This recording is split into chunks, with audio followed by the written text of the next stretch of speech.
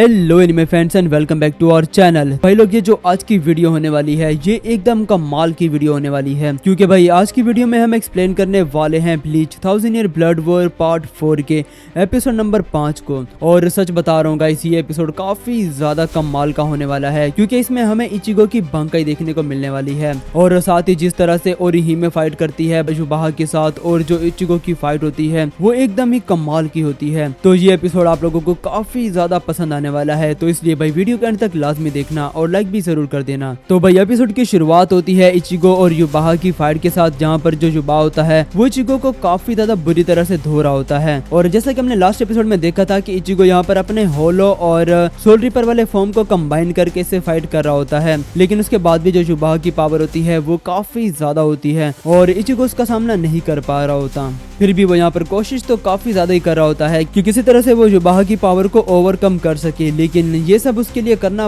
लगभग नामुमकिन लग रहा होता है। तो भाई इसके बाद सीन शिफ्ट हो जाता है चैड और गांजू की तरफ, जहाँ पर भाई ये दोनों इन सभी स्टैचू से फाइट कर रहे होते हैं। और जो चैड होता है वो यहाँ पर काफी ज्यादा पावरफुल पंच दे मारता है इन सभी स्टैचूज को, जिस वजह से इन सभी स्टैचूज के जो सर होते हैं भाई वो टूट फूट कर अलग हो जाते हैं। लेकिन तभी हम देखते हैं कि भाई ये सभी दोबारा से खुद को रीजनरेट कर लेते हैं और बिल्कुल ठीक हो जाते हैं। ये देखकर भाई इन सभी लोगों की तो हवाइयां उड़ी पड़ी होती हैं, लेकिन तभी इनके पीछे से जहाँ पर रूकिया और रेंजी भी आ जाते हैं। और जो रेंजी होता है वो दोबारा इन सभी स्टैचूज पर दोबारा से अटैक कर देता है और इनकी गर्दनों को उड़ा देता है, लेकिन फिर भी ये सभी खुद को दोबारा से हील कर लेते हैं। तो अब जो रेंजी होता है वो यहाँ पर रुकिया से कहता है कि रुकिया तुम जाओ और इचिगो की हेल्प करो, मैं इन सभी को यहाँ पर देखता हूँ। तो अब रुकिया आगे चली जाती है इचिगो की हेल्प करने के लिए, और जो रेंजी होता है वो यहाँ पर इन सभी से फाइट करने के लिए रुक जाता है। मतलब कि रेंजी, गांजू और जो चैड होते हैं ये तीनों मिलकर इन सभी स्टैचू से फाइट करने वाले हैं। और साथ ही हमें यहाँ पर उरियो और हाशफाल्ट की फाइट भी दिखाई जाती है,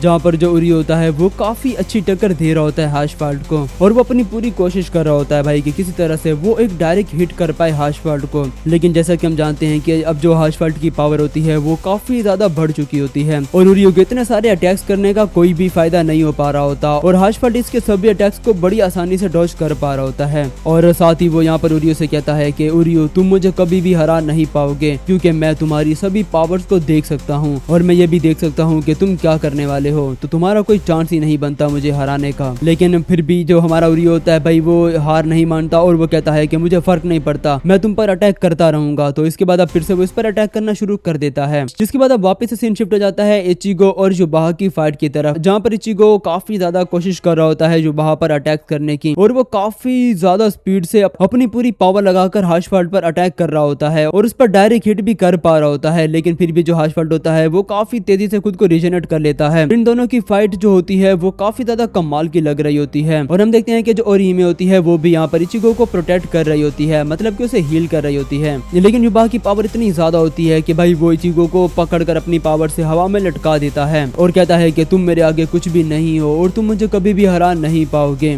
और साथ ही वो यहाँ पर इचिगो से कहता है कि तो इचिगो मुझे बताओ कि आखिर ताकत क्या होती है और आखिर ये किस पर्पस के लिए एग्जिस्ट करती है, मतलब कि भाई ताकत आखिर क्यों जरूरी होती है। और साथ ही खुद ही युबाहा जवाब भी देता है और कहता है कि मुझे पता है कि तुम मुझे ये कहोगे कि हमारी ताकत दूसरों को प्रोटेक्ट करने के लिए होती है, लेकिन तुम्हारा ये जवाब बिल्कुल गलत होगा, क्योंकि जो असली ताकत होती है वो तुम्हारे पास इसलिए होती है कि तुम दुनिया को झुका सको और पूरी दुनिया के खिलाफ लड़ सको और सबसे ज्यादा पावरफुल बन सको। क्योंकि अगर तुम कमजोर हो तो तुम कुछ भी नहीं कर पाओगे, ना ही तुम दूसरों को बचा पाओगे, ना ही तुम खुद को बचा पाओगे, और ना ही तुम इस दुनिया के देवता बन पाओगे। और ये कहकर भाई युबाहा अपनी सोर्ड को सीधा इचिगो के आर पार कर देता है, जो देखकर ओरिहिमे काफी ज्यादा शॉक्ड हो जाती है, और वो अपनी पावर से इचिगो को दोबारा से हील कर देती है पूरी तरह से। और फिर से युबाहा अपनी सोर्ड को इसके सीने में घुसा देता है और फिर से ओरिहिमे इसे हील कर लेती है, और जिस वजह से अब युबाहा सीधा ओरिहिमे पर ही अटैक करना शुरू कर देता है और वो इसे काफी ज्यादा दूर उड़ा देता है। और भाई फिर से वो इस पर अटैक करके ओरिहिमे को काफी ज्यादा इंजर्ड कर देता है, लेकिन फिर भी ओरिहिमे यहाँ पर इचिगो को बचाने की कोशिश कर रही होती है।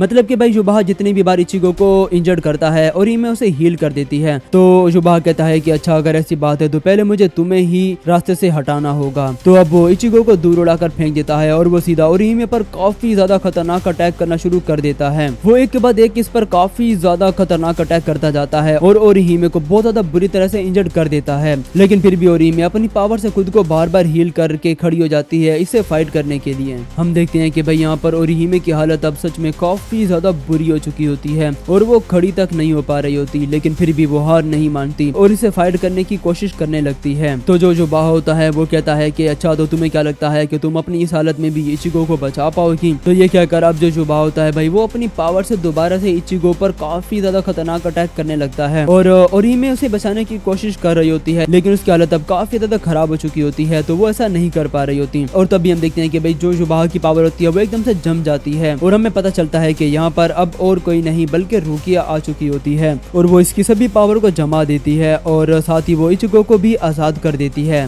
तो अब इचिगो यहाँ पर ओरीमे को थैंक्स बोलता है कि उसने इतनी ज्यादा हेल्प की इन लोगों की, लेकिन अब वो कहता है कि तुम यहाँ पर रेस्ट करो और हम दोनों मिलकर इससे देखते हैं। तो अब हम देखते हैं कि भाई इचिगो और रुकिया दोनों एक साथ मिलकर तैयार होते हैं इससे फाइट करने के लिए, लेकिन भाई इससे फाइट करने से पहले भी ये लोग आपस में काफी ज्यादा बहसबाजी कर रहे होते हैं। मतलब कि रुकिया यहाँ पर इचिगो के जो सींग निकला होता है उसके बारे में कह रही होती है कि अरे तुम्हारा सींग कितना अजीब लग रहा है। तो इचिगो यहाँ पर इस पर चलाने लगता है, कहता है कि अरे तुम इसके बारे में बिल्कुल भी उल्टा सीधा मत, इसे मैंने अपनी मर्जी से यहाँ पर लाया है। तो इसके बाद अब ये दोनों तैयार हो जाते हैं इस पर अटैक करने के लिए, लेकिन उससे पहले हमें फिर से उरियो और हाशपाल्ट की फाइट का सीन दिखाया जाता है, जहाँ पर हाशपाल्ट ने काफी ज्यादा बुरी तरह से धोया होता है उरियो को और उसकी हालत काफी ज्यादा खराब कर दी होती है और वो इसे कह रहा होता है कि अरे तुम तो काफी ज्यादा भद्दे लग रहे हो, लेकिन सच बताऊं तो तुम ऐसे ही अच्छे हो, तुम्हारी हालत ऐसी होनी चाहिए। मतलब कि भाई वो यहाँ पर काफी ज्यादा टोंट कर रहा होता है उरियो को। तो खैर दोबारा से वापस फाइट पर आते हैं, जहाँ पर अब हम देखते हैं कि रुकिया और इचिगो दोनों एक साथ मिलकर जुबाहा पर काफी ज्यादा खतरनाक अटैक्स करना शुरू कर देते हैं, लेकिन फिर भी जुबाहा इन दोनों के अटैक्स को एक साथ काउंटर कर पा रहा होता है। एक तरफ से इचिगो अटैक करता है और दूसरी तरफ से रुकिया अटैक करती है और दोनों ही एक साथ मिलकर काफी ज्यादा अच्छा कॉम्बिनेशन बनाकर जुबाहा पर बारी बारी अटैक्स कर रहे होते हैं और फिर भी जुबाहा इन दोनों के अटैक्स को बड़ी आसानी से डॉज कर पा रहा होता है और इन पर काउंटर अटैक भी कर पा रहा होता है, जिसके बाद जो रुकिया होती है भाई वो जुबाहा को अपने आइस से जमा देती है और फिर ये दोनों एक साथ मिलकर इस पर अटैक करने की कोशिश करने लगते हैं। एक तरफ से रुकिया और दूसरी तरफ से इचिगो दोनों एक साथ अपनी जान पकड़ों से इस पर अटैक करने ही वाले होते हैं कि तभी जो जुबाहा होता है भाई वो अपनी पावर से इन दोनों को दूर उड़ा देता है और इन्हें काफी ज्यादा इंजर्ड कर देता है और ओरी में इन दोनों को इंजर्ड देखकर कह रही होती है कि मैं काफी ज्यादा कमजोर हूँ, अगर मैं पावरफुल होती तो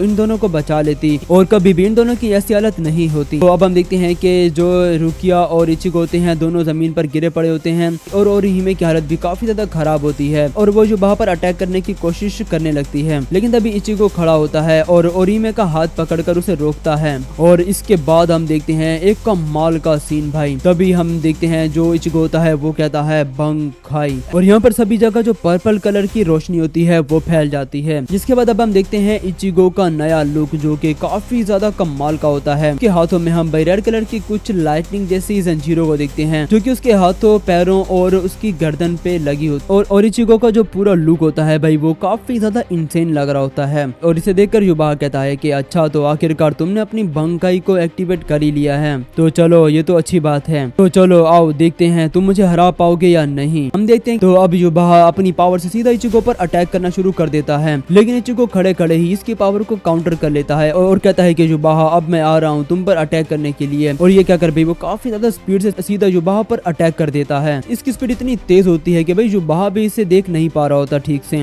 लेकिन फिर भी किसी तरह से वो इसके अटैक को जो है वो काउंटर कर ही लेता है, मतलब कि वो खुद को दोबारा से रीजनरेट कर लेता है और अब इचिगो बारी बारी इस पर काफी सारे अटैक करना शुरू कर देता है। और साथ ही हम देखते हैं कि भाई यहाँ पर इचिगो के काफी सारे क्लोन्स होते हैं, मतलब कि युवा किसी एक क्लोन को अगर डिस्ट्रॉय करता है तो दूसरा क्लोन इस पर अटैक कर देता है और बारी बारी सभी क्लोन्स इस पर अटैक करना शुरू कर देते हैं, जिस वजह से युवा को फाइट करने में भी काफी दिक्कत आ रही होती है। और अब मुझे ऐसा लग रहा है कि शायद इचिगो इसे हरा ही देगा फाइनली, क्योंकि भाई अब वो काफी ज्यादा पावरफुल बन चुका है। तो अब हमें इचिगो और युवा के बीच में यहाँ पर काफी ज्यादा खतरनाक फाइट देखने को मिलती है। तो इचिगो यहाँ पर काफी ज्यादा खतरनाक अटैक्स कर रहा होता है युवा पर और वो अपनी पूरी कोशिश कर रहा होता है कि किसी तरह से वो युवा को हरा दे। और हम देखते हैं कि भाई जिस कैसल में इन लोगों की फाइट चल रही होती है उसके आसमान में हमें हाफ मून दिखाया जाता है और ये मून ये सभी लोग भी देख पा रहे होते हैं, मतलब कि इन सभी लोगों को भी समझ में आ जाता है कि ये इचिगो की बंकाई है। खैर भाई मुझे तो सच में इचिगो की जो बंकाई है वो काफी ज्यादा कमाल की लगी है, तो आप लोग भी मुझे कमेंट में जरूर बताना कि आप लोगों को इसकी बंकाई कैसी लग रही है। खैर फिर भी ये तो हमें पता ही है कि भाई ये ढीठ का बच्चा इतनी जल्दी मरने वाला थोड़ी ना है, वो इचिगो के इतने ज्यादा खतरनाक अटैक्स को भी काउंटर कर पा रहा होता है और उसे कुछ भी फर्क नहीं पड़ता। तो अब फाइनली युवा भी इस पर काफी ज्यादा खतरनाक अटैक करता है इचिगो पर और इसकी जान पकड़ो भी टूट जाती है और इचिगो काफी दूर जाकर गिरता है, जिसके बाद वो ओरीहिमे को भी अपनी पावर से पकड़ लेता है और अब वो ओरीहिमे से कहता है कि मैं तुम्हारे सामने इचिगो को इस दुनिया से खत्म कर दूंगा। ताकि तुम अपनी आंखों से देखो जिसे तुम कब से बचाने की कोशिश कर रही हो वो तुम्हारी आंखों के सामने किस तरह से वैनिश होता है इस दुनिया से। लेकिन फिर भी ओरिहिमे यहाँ पर कह रही होती है कि उसे कुछ भी करके इचिगो को बचाना ही होगा। तो युबा यहाँ पर कह रहा होता है कि तुम इचिगो को कभी भी बचा नहीं पाओगी क्योंकि तुम बिल्कुल भी पावरफुल नहीं हो और तुम्हारी वजह से ही इचिगो आज इतना ज्यादा वीक है, क्योंकि हमेशा से ही तुम इचिगो के साथ हो और इचिगो तुम्हें बचाने की वजह से और तुम जिम्मेदार हो इचिगो के कमजोर होने का। तो इस पर जो इचिगो होता है उसे भी काफी ज्यादा गुस्सा आ जाता है और वो युबा पर अटैक करने की कोशिश करने लगता है, लेकिन युबा इसे काफी आसानी से डॉज कर लेता है और फिर से इचिगो को अपनी पावर से जकड़ लेता है। लेकिन फिर भी इचिगो हार नहीं मानता और वो अपने काफी सारे क्लोन्स बनाकर युबा पर अटैक करने की कोशिश करने लगता है और साथ ही रुकिया भी अपनी बंकई को एक्टिवेट करके इस पर अटैक कर देती है। तो ये दोनों भाई अब अपनी पूरी जान लगा देते हैं युबा को हराने के लिए और इस पर काफी ज्यादा खतरनाक अटैक करते जाते हैं। तो जिसके बाद अब यहाँ पर काफी ज्यादा जो है वो धुआं फैल चुका होता है और जैसे ही वो धुआं हटता है तो हम देखते हैं कि भाई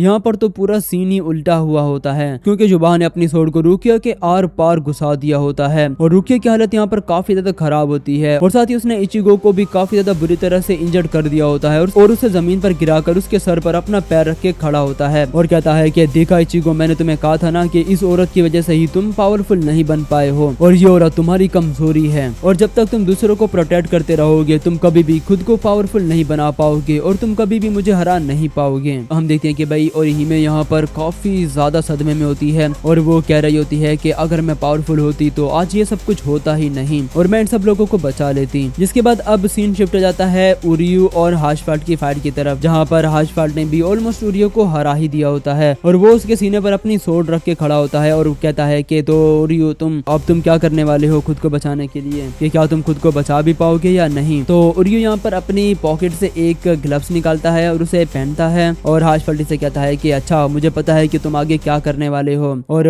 मुझे ये भी पता है कि तुमने अपनी क्विंटिस पावर को मेरे पीछे एक्टिवेट कर दिया है और मैं ये सब देख पा रहा हूँ। तो भाई अब जो उरियू होता है वो अपनी पावर को इसके पीछे से हटा लेता है और तभी जो हाशफाल्ट होता है वो इस पर अटैक करने की कोशिश करने लगता है, लेकिन तभी उरियू इसको पकड़कर इसके मुंह पर अपना हाथ रख लेता है और इसे जकड़ लेता है और कहता है कि मुझे तुम्हारी पावर समझ में आ चुकी है कि तुम जब भी अपनी पावर को यूज करते हो मतलब कि मेरे नेक्स्ट मूव को देखने की कोशिश करते हो उसके बाद तुम 3 सेकंड तक अपनी पावर को यूज नहीं कर सकते, 3 सेकंड के बाद ही तुम अपनी पावर को दोबारा से यूज कर पाते हो, तो अब तुम मुझसे कभी भी बच नहीं पाओगे। तो हाशफाल्ट यहाँ पे कहता है कि तो तुम 3 सेकंड में ऐसा क्या कर सकते हो कि मुझे हरा पाओ। तो रियो यहाँ पर कहता है कि मेरे लिए 3 सेकंड ही बहुत हैं। तो अब सीन वापस से शिफ्ट होता है और हम यहाँ पर ओरिहिमे को देखते हैं जो कि भाई वैसे तो काफी ज्यादा इंजर्ड होती है, लेकिन फिर भी वो खुद को और भी ज्यादा पावरफुल बना लेती है और उसकी जो पावर होती है वो फुली एक्टिवेट हो चुकी होती है, मतलब कि उसकी जो ज़ेन गार्ड टेशु होती है जो भी इसकी पावर का नाम है वो अब फुली तौर पर एक्टिवेट हो चुका होता है और हम देखते हैं कि उसके सामने एक बैरियर टाइप बनकर आ चुका होता है और आसपास का जो भी ब्लड होता है और जो भी चीजें होती हैं वो एक तरह से रिवर्स होने लगती हैं और वो जो होती है वो युबाहा की तरफ बढ़ने लगती है उस पर अटैक करने के लिए। युबाहा भाई यहाँ पर अपनी पावर का यूज करके ओरिहिमे पर अटैक करने की कोशिश करता है, लेकिन ओरिहिमे इसकी पावर को काफी ज्यादा आसानी से डॉज कर लेती है और सीधा भागते हुए जाती है युबाहा पर अटैक करने के लिए। साथ ही हमें यहाँ पर और भी कुछ फ्लैशबैक दिखाई दे रहे होते हैं जो कि हमने पिछले एपिसोड के स्टार्ट में देखे थे। वो जो फूल दिखाया गया था हमें और वो बाकी सभी जो फ्लैशबैक होते हैं वो सब हमें दिखाई दे रहे होते हैं और हम देखते हैं कि जो ओरिहिमे होती है वो यहाँ पर अपनी पावर का यूज करके सीधा युबाहा पर अटैक कर देती है और हम देखते हैं कि जहाँ पर जो ओरिहिमे होती है वो खुद को भी हील कर रही होती है या पता नहीं उसकी पावर क्या काम करती है, अभी तक तो हमें साफ सा पता नहीं चलता। हम देखते हैं कि ओरिहिमे यहाँ पर खुद को हील भी कर लेती है और वो युबाहा पर अटैक भी कर रही होती है और साथ ही यहाँ पर हमें एक काफी ज्यादा अमेजिंग चीज दिखाई जाती है जहाँ पर काफी बड़ा ब्लास्ट होता है, जिसके बाद हम देखते हैं कि युबाहा और ओरिहिमे दोनों यहाँ से वैनिश हो जाते हैं और तभी यहाँ पर एपिसोड भी खत्म हो जाता है। तो भाई आप लोग मुझे कमेंट में जरूर बताना कि आखिर ओरिहिमे ने अपनी पावर से क्या किया होगा युबाहा के साथ, क्या उसने युबाहा को वैनिश कर दिया होगा या फिर उससे किसी और डायमेंशन में टेलीपोर्ट कर दिया होगा। वेल ये तो हमें अगले एपिसोड में ही जानने को मिलने वाला है। तो भाई मिलते हैं नेक्स्ट वीडियो में।